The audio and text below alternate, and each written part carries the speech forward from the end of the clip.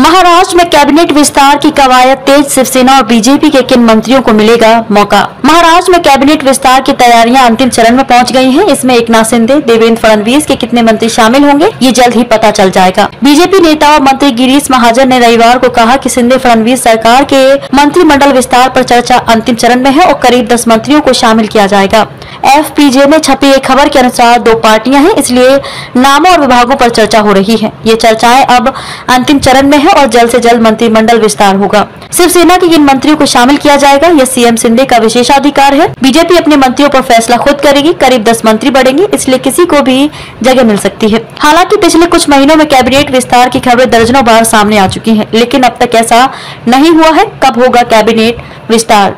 पिछले महीने शिवसेना के पदाधिकारियों ने कहा था कि कैबिनेट विस्तार 2 जून से पहले होगा। तारीख 19 जून को शिवसेना के स्थापना दिवस के लिए आगे बढ़ा दी गई थी। अब ऐसी चर्चा है कि विस्तार मंत्रिमंडल के मानसून सत्र से पहले हो सकता है। अब तक CM शिंदे और DCM देवेंद्र फडणवीस को छोड़कर कैबिनेट में 18 मंत्री हैं। शिवसेना और बीजेपी से प्रत्येक में 9 शामिल हैं। क्या बोले देवेंद्र फडणवीस? नई दिल्ली में केंद्रीय गृह मंत्री अमित शाह से मुलाकात के बाद CM शिंदे ने कहा था कि शिंदे फडणवीस सरकार के मंत्रिमंडल विस्तार पर जल्द फैसला लिया जाएगा, जो इस महीने 1 साल बाद पूरा होगा। CM शिंदे ने कहा कि साथ ही साथ मंत्रिमंडल विस्तार के संबंध में पॉजिटिव चर्चा हुई और शिवसेना और बीजेपी लोकसभा, राज्य विधानसभा चुनाव और यहां तक कि स्थानीय निकाय चुनाव भी गठबंधन के रूप में लड़ेंगे और बड़े बहुमत से जीतेंगे। राजनीतिक पर्यवेक्षकों ने कहा कि जहां शिंदे गुट के 30 विधायकों और 10 निर्दलीय विधायकों पर कैबिनेट या मंत्री पद पाने का दबाव है, वहीं बीजेपी मुश्किल स्थिति में है, क्योंकि उसके पास 96 विधायक है, 9 पहले से ही मंत्री हैं और 10 निर्दलीय विधायकों का समर्थन है, जिसे वे मंत्रिपरिषद में शामिल करने की उम्मीद करते हैं। शिवसेना के एक पदाधिकारी ने कहा कि अगर कोई विस्तार होता है तो पुराने और नए दोनों चेहरों को मौका दिया जाएगा। चूंकि इस समय कैबिनेट में कोई महिला नहीं है, इसलिए शिवसेना और बीजेपी दोनों ही महिलाओं को